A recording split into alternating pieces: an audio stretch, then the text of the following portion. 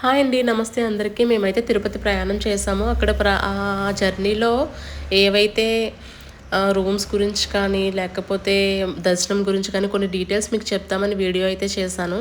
మేమైతే ద్వారపూడి నుంచి స్టార్ట్ అయ్యాము. రాజమండ్రికి ఇది ఒక 40 మినిట్స్ టైంలో అయితే రీచ్ అవ్వచ్చు. రాజమండ్రికి దగ్గరగా ఉంటుంది ద్వారపూడి అనేది. సో మేము ఇక్కడి నుంచి ట్రైన్ బుక్ చేసుకున్నాము. ద్వారపూడి నుంచి మేము ఈవినింగ్ స్టార్ట్ అయ్యాము. అండ్ నెక్స్ట్ డే మార్నింగ్కి మేము తిరుపతి రీచ్ అయ్యాము. ఎర్లీ మార్నింగే వెళ్ళిపోవాలి, బట్ ఏంటంటే లేట్ అయింది కొంచెం. ఇది విష్ణు నివాసం, రైల్వే స్టేషన్ దగ్గరలోనే ఉంటుంది. మేమైతే ట్రైన్ లేట్ అవ్వడం వల్ల కొంచెం లేట్ అయింది, ఒక 1 అవర్ అలా. బట్ ఎర్లీ మార్నింగే రీచ్ అయిపోవచ్చు ఆ ట్రైన్ కానీ ఎక్కామంటే మనం. అక్కడ నుంచి ఏంటంటే విష్ణు నివాసం దగ్గర మేము కొంచెం డీటెయిల్స్ కనుక్కుంటున్నాము. టోకెన్స్ గురించి అది అక్కడ ఇస్తారని చెప్పి ఏ టైంకి అది. బట్ టైం అయితే 2 ఆ టైంకి ఇస్తారు మనకి. ఆ తర్వాత మేము ఈవినింగ్ ఖాళీగా ఉన్నామని చెప్పేసి ఇంకా దగ్గరలో ఉన్న గోవిందరాజ స్వామి టెంపుల్కి వెళ్ళాము. టోకెన్ సిస్టమ్ ఏంటంటే మీకు విష్ణు నివాసం దగ్గర మీకు దగ్గరగా ఉంటే అక్కడ వెళ్ళచ్చు. బస్ స్టాప్ దగ్గర భూదేవి కాంప్లెక్స్ అది ఉంటుంది, అక్కడికి వెళ్ళొచ్చు. లేదా శ్రీనివాస కాంప్లెక్స్ అక్కడికి వెళ్ళొచ్చు. ఆఫ్టర్నూన్ 2కి అయితే ఇస్తారు. ఈలోపు లైన్స్ అవి ఉంటాయి. సో మీరు ఎర్లీగానే వెళ్ళిపోవాలి అక్కడికి. ఎర్లీగానే వెళ్తే ఎటువైపు నుంచి మనకి ఇస్తున్నారు అనేది కొంచెం ప్రాసెస్ అది తెలుసుకోవడానికి ఈజీ అవుతుంది. సో మేము అలానే వెళ్ళి వెయిట్ చేసాము. అక్కడ మాకు 12కి ఓపెన్ చేశారు. 2 ఆ టైంకి అయితే మాకు టోకెన్స్ ఇచ్చారు. నెక్స్ట్ డే ఆఫ్టర్నూన్ 12కి మాకు దర్శనం ఉంది. ఇంకా ఆఫ్టర్నూన్ 12కి దర్శనం ఉంది. అండ్ మేము కొండపైకి కూడా వెంటనే వెళ్ళలేము, ఎందుకంటే పిల్లలతో వచ్చాం కదా. పిల్లలతో ఉన్న వాళ్ళకి ఏంటంటే ఆఫ్టర్నూన్ 2 ఆ టైంకి నడకదారినే ఎలా ఉండదు. సో మేము next day morning early morning 4 ఆ టైంకి నడకదారిన స్టార్ట్ అయిపోయాం. అండ్ ఈలోపు మేము ఈ టెంపుల్కి వచ్చాం. ఈ టెంపుల్ అయితే ఈవినింగ్ అసలు ఎంత అందంగా ఉందంటే, లోపల గోవిందరాజస్వామి టెంపుల్తో పాటు ఇంకా అమ్మవారి టెంపుల్స్ కూడా ఉంటాయి. అవి కూడా చూడండి, అవి కూడా చాలా బాగున్నాయి అసలు. మేము చాలాసార్లు వచ్చాం, కానీ ఏంటంటే నైట్ టైం ఎప్పుడూ రాలేదు. నైట్ టైం ఈ లైటింగ్ అది నిజంగా బాగా అనిపించింది మాకు. అండ్ అక్కడ షాపింగ్ ఏరియా కూడా ఉంటుంది. మీరు ఎవరైనా షాపింగ్ చేసుకునే వాళ్ళు కూడా చేసుకోవచ్చు. ఇలా కలర్స్ చేంజ్ అవుతూ ఉంటుందన్నమాట. 1 2 3 కలర్స్ అయితే చేంజ్ అవుతాయి.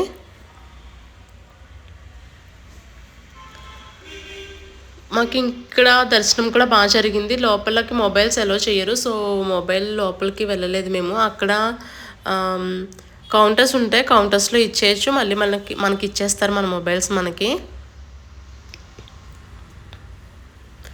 ఇక్కడ దగ్గరలోనే మేము రూమ్ తీసుకున్నాం కాబట్టి టెంపుల్ ఇక్కడ దర్శనం అవ్వగానే మేము అక్కడ రూమ్కి వెళ్ళిపోయాం. ఆ రోజు నైట్ మేము రెస్ట్ తీసుకొని నెక్స్ట్ డే ఎర్లీ మార్నింగ్ మేము 4కి స్టార్ట్ అయిపోయాం.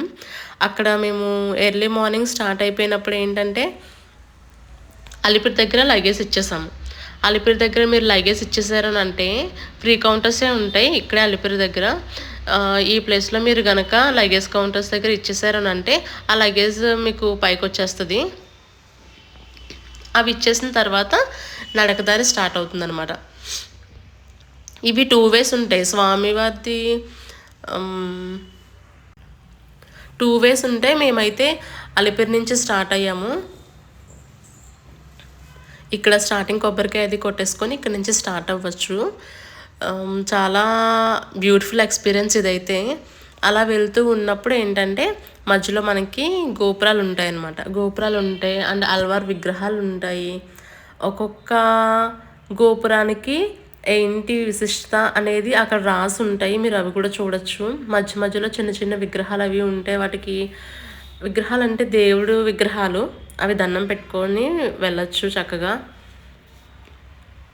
ఇది ఫస్ట్ది ఏంటంటే రాజగోపురం. కొన్ని స్టెప్స్ ఎక్కాక ఒక్కొక్క ప్లేస్లో మీరు ఎన్ని స్టెప్స్ ఎక్కారనేది కూడా డీటెయిలింగ్ అక్కడ ఉంటుంది. చూసారా అసలు ఎంత అందంగా, ఆర్కిటెక్చర్ ఎంత అందంగా ఉందో. అండ్ వెళ్ళేటప్పుడు మేము ఇలా డీర్స్ని చూసాము. పిల్లలైతే అంటే ఎర్లీ మార్నింగ్ స్టార్ట్ అయిపోయాం కదా, ఇంకా కనిపించట్లేదు ఏంటి అని అనుకుంటూ ఉన్నారు.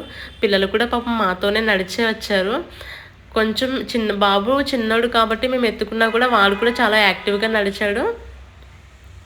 చూసారా ఇవి కోళ్ళే కానీ అడవి కోళ్ళంట. మన దగ్గర ఉన్న కోళ్ళలా కాకుండా కొంచెం డిఫరెంట్‌గా ఉన్నాయని తీశాను ఇవి. అవన్నీ అయిపోయిన తర్వాత ఇంకా మధ్యలో ఆంజనేయ స్వామి టెంపుల్ ఉంది. ఆ స్టాచ్యూ ఉంది. అక్కడ ఆంజనేయ స్వామి టెంపుల్ దగ్గర ఒకసారి దండం పెట్టేసుకొని అక్కడ నుంచి మళ్ళీ స్టార్ట్ అయ్యాం మేము. మధ్యలో కొన్ని యానిమల్స్ ఇలా కనిపిస్తూ ఉంటే చూస్తారని తీసా. పిల్లలైతే చాలా ఎంజాయ్ చేశారు. నిజానికి మనం బస్సు ఎక్కే కంటే ఇలా నడకదారిన వెళ్ళినప్పుడే చాలా బెటర్‌గా అనిపించింది. ఎందుకంటే మధ్యలో ఇవన్నీ చూస్తూ ఆ దేవుడిని తలుచుకుంటూ వెళ్తే అసలు మనకి ఏ ప్రాబ్లమ్ అనిపించలేదు. ఎందుకంటే నాకు ఆల్రెడీ ఫీట్ పెయిన్ ఉంది. బట్ మేమే ఎక్కేసాము. మధ్యలో ఇలా వాటర్ ఫాల్ కూడా ఉంది. మేము స్టార్ట్ అయ్యేటప్పుడు లేదు వర్షం. మధ్యలోకి వెళ్ళాక మళ్ళీ వర్షం, మళ్ళీ పైకి వెళ్ళాక వర్షం లేదు. ఇది మోకాలిమిట్ట గోపురం. ఫైనల్లీ మేమైతే రీచ్ అయిపోయాం. చాలా హ్యాపీగా నడకదారిన అయితే మేము వచ్చేసాము. మా పిల్లలు చాలా బాగా యాక్టివ్గా నడిచారు. వాళ్ళు చాలా ఎంజాయ్ చేశారు. సో నాకైతే హెల్తీగా ఉండి నడవగలము అని అనుకుంటే నిజంగా నడకదారిన వెళ్తేనే మనం చాలా హ్యాపీగా వెళ్ళొచ్చు. బస్సులో ఏంటంటే కొంతమందికి వామిట్ సెన్సేషన్ ఉంటుంది కదా. సో వాళ్ళకి కొంచెం ప్రాబ్లం అవుద్ది అని అనుకుంటే నడకదారిన వెళ్ళొచ్చు. వెళ్ళాక ఏంటంటే మేము రూమ్స్ తీసుకోవాలి. ఇక్కడ సిఆర్ఓ ఆఫీస్ ఉంటుంది. మీరు మార్నింగే 9కి కనుక వెళ్ళగలిగితే ఆ సిఆర్ఓ ఆఫీస్ దగ్గర రూమ్స్ అనేది చాలా ఈజీగా అలాట్ చేస్తారు. మేము ముందుగా బుక్ చేసుకోలేదు కాబట్టి మేము సిఆర్ఓ ఆఫీస్ దగ్గరికి వెళ్ళి రూమ్స్ తీసుకున్నాము. అది రూమ్స్ కొంచెం అలాట్ అవ్వడం అనేది మాకు లేట్ అయిపోయింది. లేట్ అయిపోవడం వల్ల ఏంటంటే మాకు 12కి దర్శనం అని చెప్పాను కదా. ఆ 12కి దర్శనం అవ్వే టైంకి కూడా మాకు ఇంకా రూమ్ అలాట్ అవ్వలేదు. సో మాకు కొంచెం లేట్ అయిపోయింది మేము దర్శనం వెళ్ళడమే. మధ్యలో మేము ఇక్కడ వెంగమాంబ అన్నదాన సత్రంలోనే మేము భోజనం చేసాము. ఫుడ్ బాగుంది. నిజంగా అంతమందికి అలా పెడుతున్నారంటే చాలా గ్రేట్. అది అయిపోయిన తర్వాత ఇంకా రూమ్స్కి వెళ్ళాము. రూమ్స్కి వెళ్ళాక ఇంకా డైరెక్ట్ ఇంకా ఫ్రెష్ అయిపోయి ఫాస్ట్గా ఇంకా దర్శనంకి వెళ్ళిపోయాం. దర్శనం అయితే మాకు 4 to 6 అవర్స్లో అయిపోయింది. చాలా బాగా జరిగింది.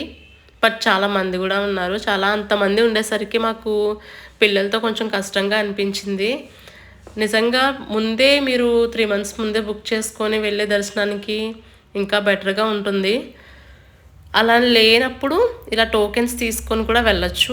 ఒక్కొక్కసారి మనకి జనం తక్కువ ఉన్నారంటే పర్వాలేదు. ఎక్కువ మంది ఉన్నప్పుడు కొంచెం స్వామివారిని చూడడానికి అంత అలా అవ్వదు. అది ఇంకా దర్శనం అయిపోయిన తర్వాత మేము ఈవినింగ్ వెళ్ళిపోదామని అనుకున్నాం.